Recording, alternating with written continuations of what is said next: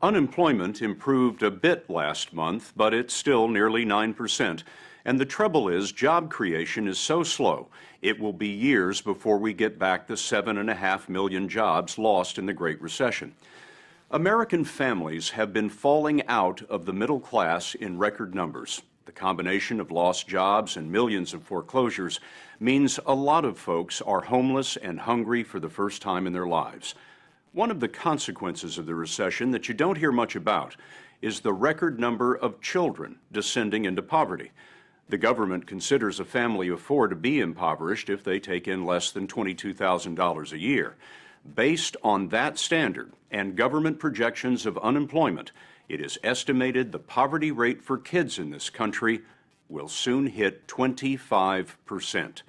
Those children would be the largest American generation to be raised in hard times since the Great Depression.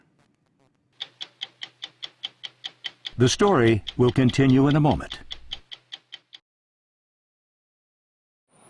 In Seminole County near Orlando, Florida, so many kids have lost their homes, school buses now stop at dozens of cheap motels where families crowd into rooms living week to week.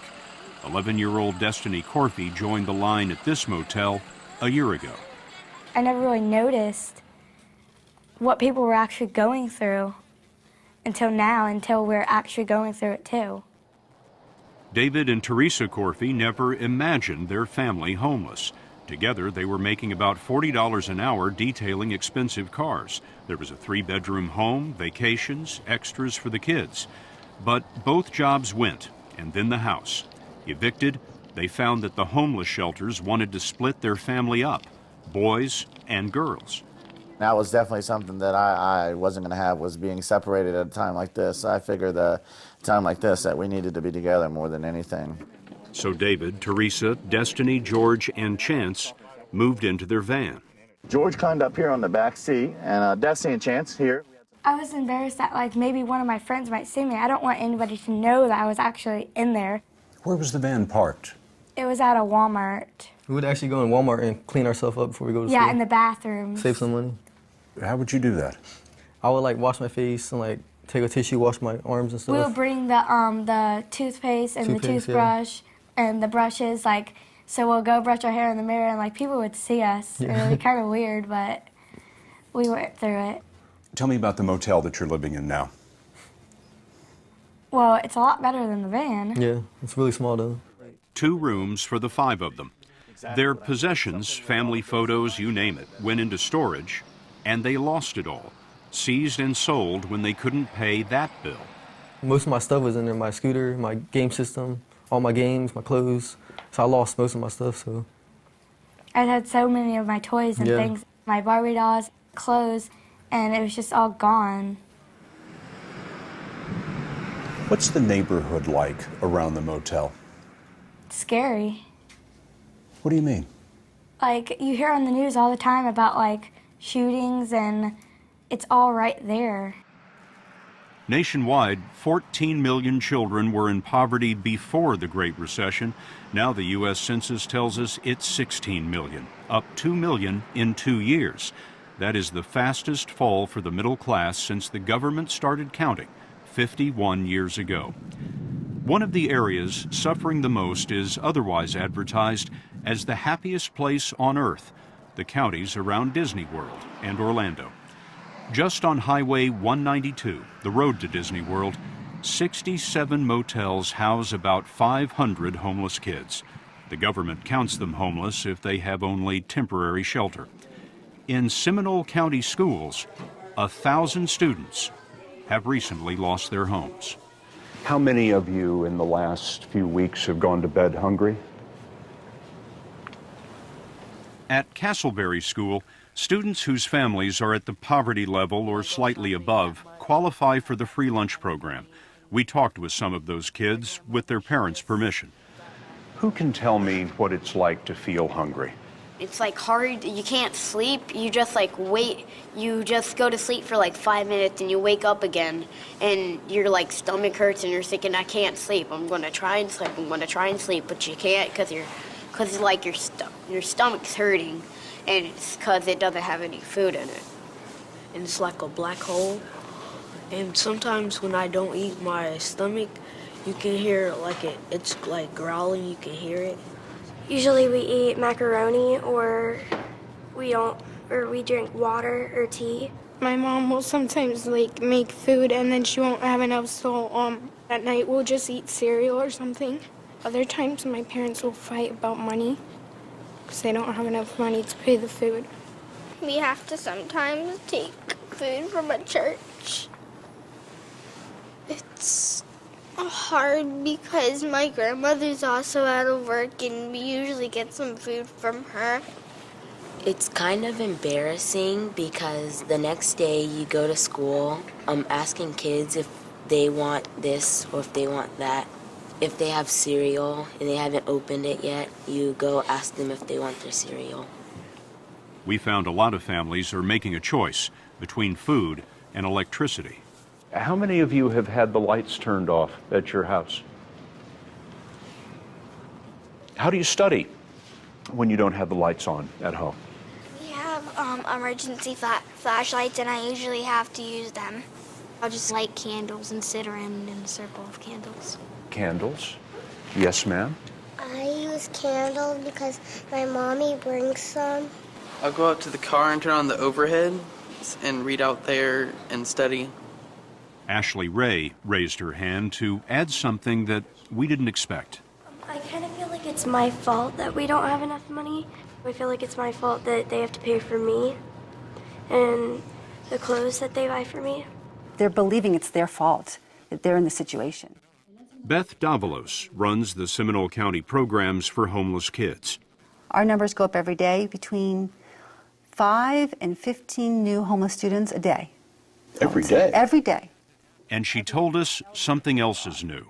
When I first started this program 8 years ago, homelessness lasted maybe 2-3 months. But now with it lasting 3, 6 months, a year, or 2 years, this is when children are developing who they are and their foundation is broken. How are these kids doing in school? They're struggling. It's much harder. They're more at risk of not doing well. They're focusing on how can I help mom and dad. We have so many students that want to quit school and go to work. Beth Davalos is working to keep Jacob Braverman on track in school. His family lost this house suddenly in October. When he got off the bus that day, the door was locked. That was the last thing I expected. It wasn't your house anymore. Yeah. His mother, Rosa, lost her job, but the eviction was a shock. The bank told Rosa she had 30 days, but it was 5 days later that the cops moved them out. There's a lot of chaos and foreclosures all across the country because of the sheer number of them. There were 1 million last year, and another 1 million are expected this year. In Florida, the counties with the highest foreclosure rates see some of the biggest increases in child poverty. Rosa was suddenly on the street, and like the Corfis, she faced splitting up her family. This is what is important, is family is wherever you are, together. It doesn't matter if it is in your house, if it is in one room, or in your vehicle. As long as you're with your family, you're gonna make it through all of this that's been going on. All of it. Do you find yourself trying to cheer your mom up? Sometimes, yeah. And when you do that, what do you tell her? I love you, Mom. That always works. Yeah. Rosa, Jacob, Joey, and the dog are all in one room, right across the street. The neighbors took them in. We've seen a lot of that in our stories on the recession, neighbors, even strangers, opening homes to the homeless. We talked to the Bravermans at the neighbor's house. They've been here 3 months, and that is starting to worry them. I want to give the neighbors their own privacy, too. You know, I don't want to be invasive. So you miss your privacy from across the street. What else? Sometimes, you know, I have to go to the bathroom at night, and here I have to be, like, really, really quiet, because if I wake them up, I don't want to make them upset and get us kicked out. Homeless kids tiptoe in a world of insecurity, hoping to be invisible. People said that I talk too much, and now they say that I don't talk enough, and that I'm really shy, I guess. You think all this has changed you? Yeah, and I haven't realized it. but I think I've gotten very mature in a very short amount of time. Look for the homeless in Seminole County, and you'll find Robert Williams' family of 5 in one motel room. He and his wife lost their tourism job several months back. When Angel Abreu lost his construction job, he and his wife had to split their family among relatives. They see their 3 young children on weekends, and on Sunday evenings when we saw them, the goodbyes are always painful. Destiny Corfey's family got out of that van and into a motel when her dad found a little day labor to scrape together a deposit on the room. He applied at car washes and at Disney World and worked as a bricklayer's assistant, but it was nothing steady. And as the hotel bill came due, David was short. He found himself prepared to do nearly anything to keep his family from being split apart by the homeless shelters. So as embarrassing as it was, I sat down with a magic marker, and I've seen these people on the road with these signs before, and I wrote a sign out. What did the sign say? It said, "Please help, family of 5." Every truck that went by would holler up out to them or let them see my sign. Hey, do you need any help? You know, can I get a job? Do you need any help? I didn't think that it was going to have to like come down to that. Like, he was actually going to go and take the sign and show it to people. And I don't want people to know like that he's my dad. Like, I don't want to be embarrassed by people. You must have thought that you would never be that guy, the guy with the sign.